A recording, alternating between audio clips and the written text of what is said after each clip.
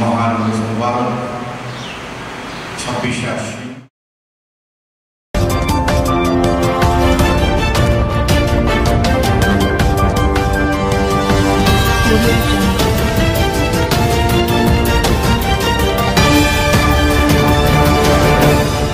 জিয়াউল হক মাইজভান্ডারীর 37তম ওরস শরীফ 11ই অক্টোবর 2025 শনিবার ফটিকছড়ির মাইজভান্ডার দরবার শরীফের গাউছিয়া হক মঞ্জিলে অনুষ্ঠিত হয়েছে মহান 26 আশ্বিন বিশ্ব অলি শাহান শাহ হযরত সৈয়দ জিয়াউল হক মাইজভান্ডারীর পবিত্র বার্ষিক শুকরিয়া আদায়ের দিনে।